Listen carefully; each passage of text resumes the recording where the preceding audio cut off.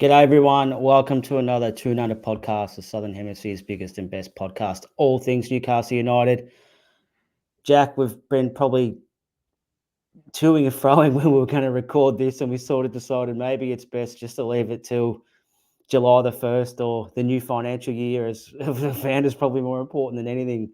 And I'm glad we did because so much has happened in the last 24 hours. So today's episode, we'll kind of break it into two parts. So part one will be more about what's happened in the last week and the whole sort of shambles that we found ourselves in. But the second part will be more about unpacking it and how did we end up where we were and things like that. So I guess I was thinking about this today, Jack, and it kind of, their movies or TV shows that I'm sure everyone would have seen, that it sort of starts with, I bet you're probably wondering how I ended up here. And then I think, and then we kind of track back to wherever the start of the situation was. And that's kind of how I felt this morning, waking up and going through everything that had happened overnight. And it sort of started really kicking off a little bit for us, probably before we went to bed last night. And then,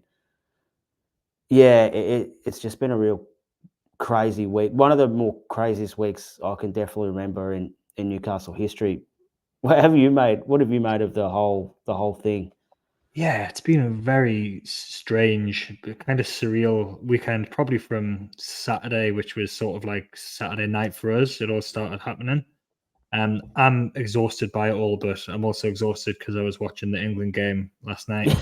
Thanks to Jude for making me stay awake through extra time as well. Yes. But yeah, no, it's just been a very bizarre couple of days, and we'll get into it. But I don't think we quite realised the sort of perilous situation that the club was actually in, and we can talk about what's actually happened. But it could have been a lot worse, put it that way. But by what we've been reading today and what we've been told, kind of consistently by friendly or club friendly journalists through the last week. It's sort of been confirmed today that, yeah, it was pretty touch and go. So I'm pleased to be through it, and we'll see. We'll get into it. But yeah, I hope we don't have another weekend like this again because it was pretty stressful. Yeah, it was awful. Like I said earlier, I can't remember a week like it in terms of that. Like we always, the closest thing I can remember was probably the Andy Carroll to Liverpool deadline day thing, but that didn't feel as stressful, as intense as this was. Like this was full on, and it was nuts. So, like I said, we sort of started off. How do we end up here? So we'll go back. We'll try and work through a sort of chronological sequence of events that kind of from, I guess, the last 7 days, which it kind of started bubbling away, and a lot of the stuff last week was dismissed by not just us, Jack, but I reckon a majority of the fan base and journos were getting questioned about their clicks and like not really any substance to the stories. But now the new financial year has arrived, and happy new financial year to all our accountants who are listening and watching tonight. It was real. Like there was no clicks, there was no made up stories. Everything that was reported has turned out to be pretty factual. And like I said, no one really wanted to believe it at the time, but as sort of the facts have come to light today, there's a lot to it and there's a lot to unpack. So we'll get stuck into it. So we kind of started off the week last week with Yankuba Minte, and he kind of seemed like the sacrificial lamb. He was going to be the one that was going to get sold to try and just generate a bit of money. And 2 or 3 weeks ago, there was no mention of having to sell him to comply with these PSR rules and stuff like that. But last week, it kind of started with Everton showing a genuine interest in him, Jack, and then it kind of bounced back the other way where Dominic Calvert-Lewin was sort of mentioned to come to us in a bit of a swap deal, and we seen it maybe a few days earlier, I think, with a few academy players from other clubs getting sold for, let's just say, some eyebrow-raising figures that everyone kind of went, oh, well, they have to, they're kind of helping each other out with the PSR so they don't get sort of in trouble. And then it was kind of thought, well, I think us and Everton are going to do the same with Minty and Calvert-Lewin. And then talks broke down with Calvert-Lewin for one reason or another. Maybe it was wages, and I think their asking price was significantly higher than we were willing to pay. So that kind of happened. And then there was a bit of a whisper about Elliot Anderson going to Wolves with maybe money and the young centre-back Max Kilman as well. And then Bruno's release clause expired, so we all kind of exhaled and thought, that's fine, like that's all good, we're going to keep him. And then the Minty stuff and Calvert-Lewin stuff fell in a heap. That was dead in the water. Then Leon come through with a £40 million bid for Minty, and it was great. We're back on here. He didn't want to move to Leon, which threw another spanner in the works. So this is all early in the week, and no one really understood or really knew how much we're in the mud with all this sort of stuff and how desperate this was really getting. So, yeah, he said he didn't want to go there. And then the reports about Chelsea coming in for Alexander Isak started to surface as well, which, 100 million, everyone said, no way, is he worth 100 million and things like that. So that was dismissed, like, where are they getting their money from? They've got no money to spend and things like that. And then Callum Wilson puts this cryptic kind of quote out on his Instagram as well about leaving and growing or something like that, which was, oh, maybe Wilson's on his way and things like that. And then Brighton entered the Minty conversation, but it just seemed like an entry level kind of investigation into him with which not much substance. And then from about Thursday, Friday on, it, like you said, Jack, over the weekend, it really got busy and hectic, and there was stuff breaking everywhere. So we had Liverpool were offered Anthony Gordon, and like, why would he go to Liverpool? And then they'd asked for Jarrell Quansah, the young centre-back from right-sided centre-back in return, which Liverpool kind of dismissed straight away. And then Elliot Anderson and Nottingham Forest started gathering steam, and then the Alunga thing kind of, oh, maybe we're going to help each other out, and he was going to come. A bit of a swap deal, that never happened. And then all of a sudden, Mente's going to Brighton for 33, 35 million pounds, depending on who you want to believe. Nottingham Forest had agreed a fee for Elliot Anderson, which early on was suggested it was about 10 to 15 million, which was like, we were shocked. Like, no way can this guy go for that much, when we said earlier, like, these unnamed academy prospects were going for mid-20s and stuff like that. So then we thought maybe the swap deal was on with Alunga and Anderson, which didn't really happen. But then after the Elliot Anderson stuff kind of looked like it was on, then we found out we were getting someone the other way, and it was the former wicketkeeper Odysseus Vlachodimos coming our way, which probably wasn't quite what we were expecting, Jack. But now, with yesterday, last night, or was it probably this morning, our time, everything was official, where Elliot Anderson had officially gone, Minty had officially signed for Brighton, and Odysseus had sort of landed with us. So I know there's a lot to unpack. So you can start wherever you start, but it's been a nuts 7 days. Yeah, when you talk through it like that, it really is crazy, kind of what's gone on. I think that ultimately we've actually got to a good point, though. Like, and I know that there's quite a lot of sort of negativity towards the way the club have handled this, and I really do understand that, because there's no point in pretending it hasn't been chaotic and it hasn't been a really close call. But when they actually sit back and look at what they've done, they've managed to pull in £70 million for two players who were, they weren't first team players by any stretch of the imagination. Never scored a goal for the club. We've managed to get a third choice backup goalkeeper, who's a good age, who has got good pedigree, even though Forest fans were not impressed with him last season. He's got over 150 games for Benfica. So I think actually the way it's worked out in the end has been quite good, even though we've had to go through all this sort of chaos and sort of shambolic situation to get to this point. And obviously there's players that we would have preferred to have sold above the players we did sell, but it's kind of become apparent that that wouldn't have been enough to get us the money we needed. No, so that's what I was going to get into. So once Minter got sold, we kind of thought, oh, thank God, where we're right now, we've sold a player. And then Keith Downey has done a little 10-minute video on YouTube, which you should probably go and watch after you finish with us, sort of suggesting it was closer to a £60 million hole rather than a £30 million hole that the club are in, which is staggering. And we'll get into that in part 2 of our sort of podcast tonight. But yeah, I agree.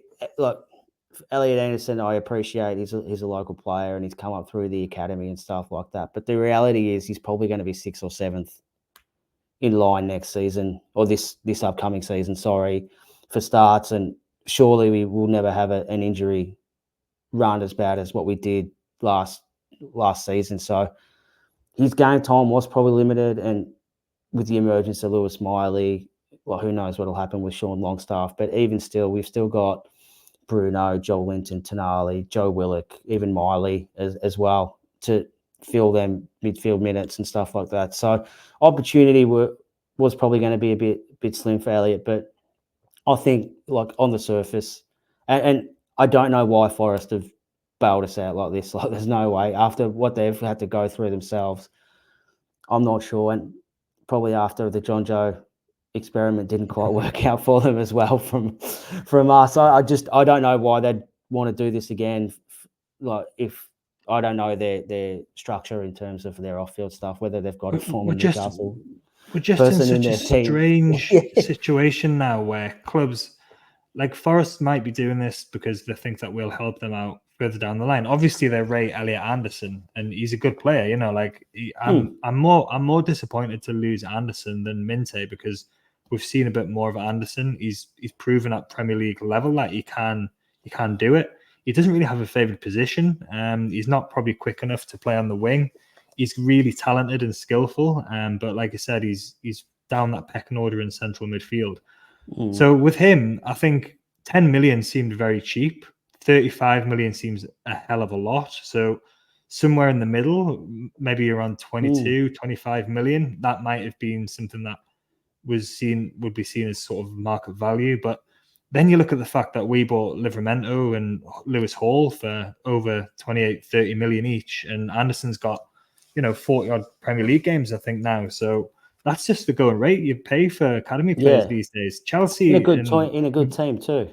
Yeah, Chelsea, Villa, and Everton, like you just touched on before, they kind of found the cheat code loophole for PSR by selling unknown academy players to each other for £20 million. So, like it's all pretty sort of unedifying. But this is just the way that the system.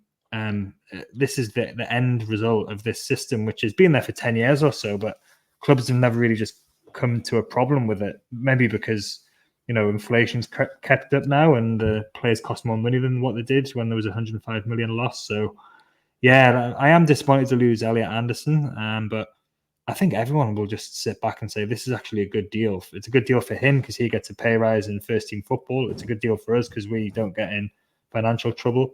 And it could be a good deal for Forest if he turns into, the player that he definitely could be based on his talent. Yeah, and we'll sort of unpack the PSR stuff, like I said, in the next pod. But yeah, it's just nuts to me that you have to sell to buy sell average players to buy better players. Like the whole system seems like it doesn't work and it doesn't make sense. So within a day later as well, all of a sudden we're rich now. We weren't rich yesterday. Today we can go and buy whoever we like. So this is the last time we're going to see this kind of situation, I think. So it's been quite entertaining to live through it as one of the clubs that was heavily involved, but definitely don't want to have to go through that again. Yeah, no, not again. But it was funny, like I think it was Luke Edwards might have put on Twitter Thursday or Friday that actually might even have been Saturday that he thought the Isaac Gordon stuff was more of a smoke screen. You know what I mean? Like sort of setting us up setting the fans up to lose a big name player. So when it wasn't Elliot Anderson, it kind of softened the blowers in. Oh well, at least it wasn't one of the main guys and stuff like that. But yeah, they definitely were shopping them around because they couldn't get a bite at it. They thought the Minty thing had kind of fallen through, and the Anderson stuff with Wolves kind of wasn't happening, and it fell through, and they got themselves in a real state, and they thought maybe the only way they could get out of it was to sell someone in one hit. Like, it was going to be too hard to try and sell Miguel Almiron because he's away at Copa America, and time was ticking. And Kieran Trippier, I think he was mentioned as well. He was over with England, so all the international guys kind of, it was starting to get a bit hard. Whereas like Isak maybe available, Gordon could have easily just come and he could have done a medical with the England people over there, or they could have flown Liverpool's medical team over to quickly do a medical on him. But it's so crazy about this whole thing.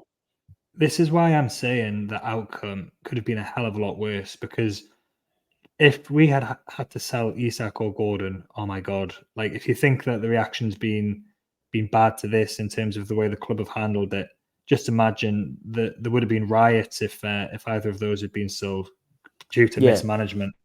So that's why I think ultimately, I wonder if the club were banking actually on Bruno being, because they've been laying the groundwork for that for the last 18 months. He's got his contract and he's got his release clause, but they've been talk about PSR. They've been saying things about having to sell players. Every player's got the price. So I think the fan base generally would have been not happy, but they would have been accepting if Bruno had gone for big money this summer. And I think the club would have accepted that.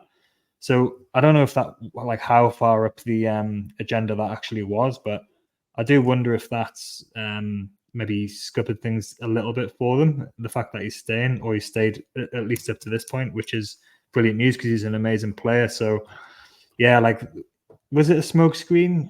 I don't know if it was a smokescreen, but I also don't think it was realistic that either of those two would have actually been sold this window, because there would have been absolute hell on if that had happened. And when you put Minte and Anderson up against that, it's no contest.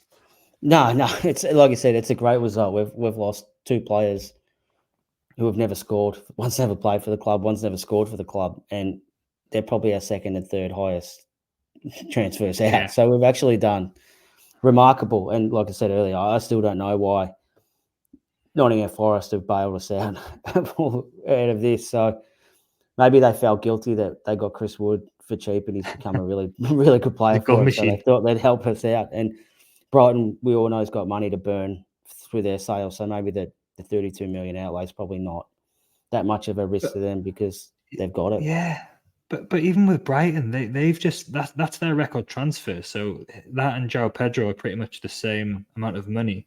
That's a massive outlay for a club like Brighton, who I know have got decent are in decent financial shape, but he's not even going to walk into their first team. No, he's going to be on the bench. He might even actually go out on loan. I don't know. They might have a look at him and think he needs another loan out on the continent, like what we were going to do. So people don't realize he still is very, very raw footballer, and he's had half a good season in the Dutch league. Craig spoke to a Feyenoord fan for our podcast a while ago. He said that he was average until February. So, everyone, if you're still a bit bitter about it, I suggest you go and watch that with Craig and our Feyenoord fan who jumped on, and he gave a really, really good insight into him. Let's not sit here and say he's going to be, he's overrated and things, because we just don't know. Like, he's unproven, but yeah, the Feyenoord guy said he's either 3 out of 10 or a 9 out of 10. And towards the back end of the season, he was a lot of 9 out of 10s, but 17 starts, 2 full games. At that point, Craig spoke to him that he'd actually played 2 full 90 minutes. So I think for Brighton, he's obviously scored well on Brighton's metrics and things, but to me, it's just an absolute no-brainer. And this is probably, the club probably had half an eye on this when they actually bought him. But, we're just lucky. Maybe we're just lucky that he did so well on loan and that somebody wanted to buy him. Because I don't know if he hadn't, it doesn't bear thinking about if he hadn't, and if we had to actually sell, like a Gordon, Isak, Bruno type player, that would have been, it doesn't bear thinking about. So like I keep saying, I think that we've gone about it in a very chaotic and roundabout way, but I think we've got to a decent place with these sales.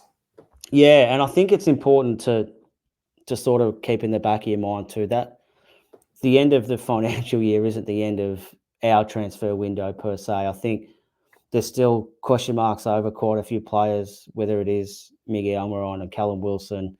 I think Kieran Trippier's still got a big question mark over his future at the club. Matty Target, also Dubravka's probably going to be leaving as well. So there's still plenty of players, I think, that'll leave the club in this transfer window. It's kind of like two transfer windows, isn't it? It's the end of financial year transfer window, and then it's the actual legitimately transfer window. So I think with the business we've done already, I think it's going to set us up in a really positive way for the rest of the transfer window. And like I said, I could definitely see 3 or 4 of them players leaving. I think Dubravka's obviously a certain to go. I think they'll still try and get rid of Almiron in some capacity, whether he wants to go, which is, like I said, totally his prerogative. If he wants to leave and stuff like that, it's his contract, it's his life. He's got to uproot his whole family and stuff like that.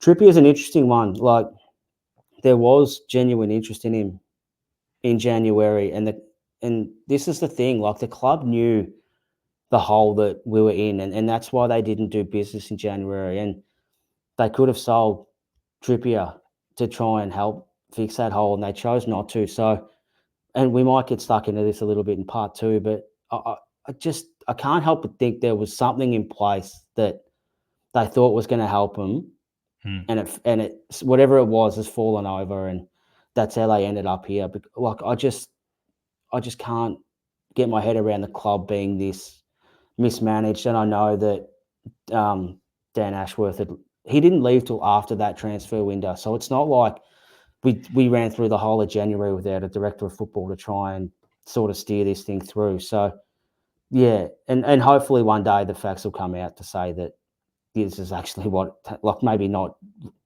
in the next sort of little bit, but maybe in a year or two there might be a really interesting story about how we sort of ended up here and the week that it was and what led up to this having to happen. So, well, we'll get the financial the information in January again, so that'll be quite telling, because it's always interesting to look at that and you can actually analyze. But yeah, it's just been crazy, really. But like you said, there's probably quite a lot of things that are beyond the club's control. Like, who could we sell? You need a buying club. You need a player willing to go. Yeah. You need the logistics to work in terms of the players to be available there and then to go. And it's funny what you said about 2 transfer windows. I was looking at Twitter today, and there was like transfers happening, and I'm like, well, it's weird that the window closed yesterday. It didn't. There's 2 months of it to go. So yeah, like at least Sky Sports have got their old kind of transfer deadline excitement back after the damp squib that was January. So it was a wet blanket, wasn't it? January was the biggest wet blanket ever. So I guess maybe we'll have a quick chat about Odysseus Vlachodimos, the goalkeeper from Benfica, who joined for maybe 4 or 5 million. I'm hoping he's probably going to be our third choice keeper in the Carrius kind of position, and whether I dare say James Trafford's still probably the target for that backup keeper and things like that. Although Mamardashvili's price has probably gone up during the Euros. He's been immense, the highlights and stuff that I've seen. So I'm glad we kind of didn't commit to him, because I think his price might have gone up by about 10 to 15 million from before the Euros started. So I definitely don't think that's going to happen. Callum Wilson's message was a bit strange on Instagram, so I think it probably leads to him out the door. And I have seen some stuff about Kieran Trippier, and I know he's obviously got his off-field problems with his family and his missus, and there was that whole was it Jesmond House rumours and stuff like that with the players, which who knows, but I'm pretty confident that him and his missus have separated. Now, whether that means he has to move abroad, he wants to get away from her, who knows, but personally, I don't think we should sell him. I think the fee that we'd get for him now probably doesn't really mean much anymore. We've covered our PSR. I thought hopefully we've covered our PSR obligations and kind of the players we want to sell are the ones with value, like Callum Wilson and things like that. Miggy Almiron.